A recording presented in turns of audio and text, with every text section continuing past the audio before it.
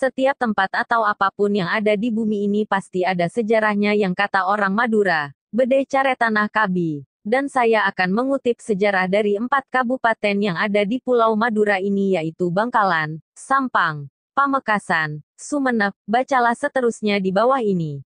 Bangkalan. Beberapa abad kemudian, diceritakan bahwa ada suatu negara yang disebut Mendangkamulan dan berkuasalah seorang raja yang bernama Sangyang Tunggal.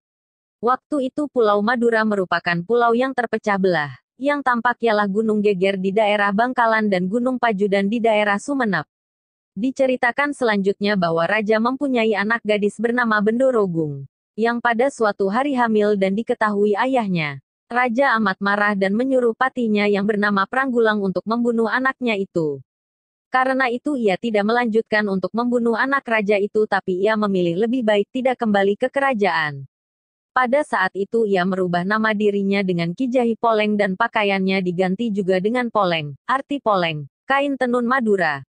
Dan gadis yang hamil itu didudukkan di atasnya, serta jitek itu dihanyutkan menuju ke pulau Maduoro. Pada saat si gadis hamil itu merasa perutnya sakit dan segera ia memanggil Ki Jahi Poleng. Tidak antara lama Ki Jahi Poleng datang dan ia mengatakan bahwa Bendorogung akan melahirkan anak. Dengan demikian ibu dan anak tersebut menjadi penduduk pertama dari Pulau Madura. Perahu-perahu yang banyak berlayar di Pulau Madura sering melihat adanya cahaya yang terang di tempat di mana Raden Segoro berdiam, dan seringkali perahu-perahu itu berhenti berlabuh dan mengadakan selamatan di tempat itu. Selain daripada itu para pengunjung memberikan hadiah-hadiah kepada ibu Raden Segoro maupun kepada anak itu sendiri. Ibunya merasa sangat takut pula karena itu ia memanggil Ki Jahi Poleng. Ki Jahi Poleng mengajak Raden Segoro untuk pergi ke tepi pantai. Pada saat itu memang benar datanglah 2 ekor ular raksasa dan Ki Jahi Poleng menyuruh Raden Segoro supaya 2 ekor ular itu didekati dan selanjutnya supaya ditangkap dan dibanting ke tanah. Tombak itu oleh Ki Jahi Poleng diberi nama Sinenggolo dan Si Alukuro. Sesampainya pati tersebut di Madura, ia terus menjumpai Raden Segoro dan mengemukakan kehendak rajanya. Ibu Raden Segoro mendatangkan Ki Jahi Poleng dan minta pendapatnya. Apakah kehendak raja dikabulkan atau tidak? Raden Segoro berangkat dengan membawa senjata Sinenggolo. Akhirnya Raja Mendangkamulan atas bantuan Raden Segoro menang di dalam peperangan dengan tentara Cina dan setelah itu Raja mengadakan pesta besar karena dapat mengusir musuhnya. Raja bermaksud mengambil Raden Segoro sebagai anak mantunya. Raden Segoro minta izin dahulu untuk pulang ingin menanyakan kepada ibunya. Pada saat itu pula ibu dan anaknya lenyaplah dan rumahnya disebut Keraton Nepa. Karena itu sampai sekarang 2 tombak itu menjadi pusaka Bangkalan. Sampang pada zaman Majapahit di Sampang ditempatkan seorang Kamituwo yang pangkatnya hanya sebagai pati. Jadi boleh dikatakan kepatihan yang berdiri sendiri. Sewaktu Majapahit mulai mundur di Sampang berkuasa Aryo Lembu Peteng, putera Raja Majapahit dengan Puteri Campa. Yang mengganti Kamituwo di Sampang adalah putera yang tertua ialah Aryo Menger yang keratonnya tetap di Madekan. Menurut cerita Demang terus berjalan ke arah barat daya di perjalanan ia makan ala kadarnya daun-daun, buah-buahan dan apa saja yang dapat dimakan. Dan kalau malam ia tertidur di hutan di mana ia dapat berteduh. Perempuan tua itu menjawab bahwa pohon yang dimaksud letaknya di desa Palakaran tidak beberapa jauh dari tempat itu. Dengan diantarkan perempuan tua tersebut Demang terus menuju ke desa Palakaran dan diiringi oleh beberapa orang yang bertemu di perjalanan. Pada suatu saat Demang Palakaran bermimpi bahwa kemudian hari yang akan menggantikan dirinya ialah Kiai Pragalbo yang akan menurunkan pemimpin-pemimpin masyarakat yang baik. Putera yang tertua Pramono oleh ayahnya disuruh bertempat tinggal di Sampang dan memimpin pemerintah di kota itu.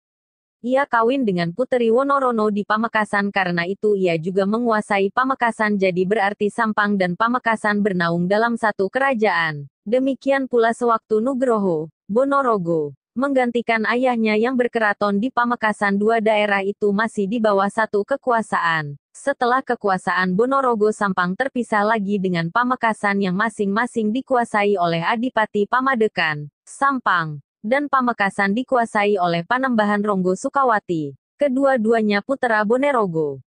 Pamekasan Kabupaten Pamekasan lahir dari proses sejarah yang cukup panjang. Gitu juga munculnya sejarah pemerintahan di Pamekasan sangat jarang ditemukan bukti-bukti tertulis apalagi prasasti yang menjelaskan tentang kapan dan bagaimana keberadaannya.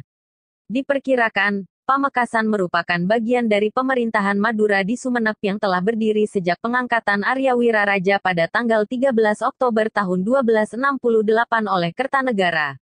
Jika pemerintahan lokal Pamekasan lahir pada abad 15, tidak dapat disangkal bahwa kabupaten ini lahir pada zaman kegelapan Majapahit, yaitu pada saat daerah-daerah pesisir di wilayah kekuasaan Majapahit mulai merintis berdirinya pemerintahan sendiri. Terungkapnya sejarah pemerintahan di Pamekasan semakin ada titik terang setelah berhasilnya invasi Mataram ke Madura dan merintis pemerintahan lokal di bawah pengawasan Mataram. Hal ini dikisahkan dalam beberapa karya tulis seperti Babat Mataram dan Sejarah Dalam, serta telah adanya beberapa penelitian sejarah oleh sarjana barat yang lebih banyak dikaitkan dengan perkembangan sosial dan agama, khususnya perkembangan Islam di Pulau Jawa dan Madura, seperti Graf dan Th. Masa-masa berikutnya yaitu masa-masa yang lebih cerah sebab telah banyak tulisan berupa hasil penelitian yang didasarkan pada tulisan-tulisan sejarah Madura termasuk Pamekasan dari segi pemerintahan, politik, ekonomi, sosial dan agama. Mulai dari masuknya pengaruh Mataram khususnya dalam pemerintahan Madura Barat, Bangkalan dan Pamekasan. Masa campur tangan pemerintahan Belanda yang sempat menimbulkan pro dan kontra bagi para penguasa Madura, dan menimbulkan peperangan Pangeran Trunojoyo dan Lesap, dan terakhir pada saat terjadinya pemerintahan kolonial Belanda di Madura. Hal ini terbukti dengan banyaknya penguasa Madura yang dimanfaatkan oleh Belanda untuk memadamkan beberapa pemberontakan di Nusantara yang dianggap merugikan pemerintahan kolonial dan penggunaan tenaga kerja Madura untuk kepentingan perkembangan ekonomi kolonial pada beberapa perusahaan barat yang ada di daerah Jawa, khususnya Jawa Timur bagian timur, Karisidenan Basuki. Tenaga kerja Madura dimanfaatkan sebagai tenaga buruh pada beberapa perkebunan Belanda. Orang-orang Pamekasan sendiri pada akhirnya banyak hijrah dan menetap di daerah Bondowoso. Perkembangan Pamekasan, walaupun tidak terlalu banyak bukti tertulis berupa manuskrip ataupun inskripsi, nampaknya memiliki peran yang cukup penting pada pertumbuhan kesadaran kebangsaan yang mulai berkembang di negara kita pada zaman kebangkitan dan pergerakan nasional. Sumenep merupakan kabupaten di Jawa Timur yang berada di ujung paling timur Pulau Madura, bisa dibilang sebagai salah satu kawasan yang terpenting dalam sejarah Madura. Kita dapat menjumpai situs-situs kebudayaan yang sampai hari ini masih menjadi objek pariwisata. Di kabupaten itu pula, banyak terpencar pulau-pulau kecil yang kaya akan sumber daya alam dan hasil pertanian. Bahkan, kabupaten ini penuh dengan sejarah raja-raja yang sampai sekarang masih menjadi objek wisata menarik untuk bahan telaah dan observasi bagi masyarakat. Yang lebih menarik lagi, di kabupaten ini Anda akan temukan sebuah pesantren megah, indah dan modern. Namanya, Pondok Pesantren Al-Amein Prenduan.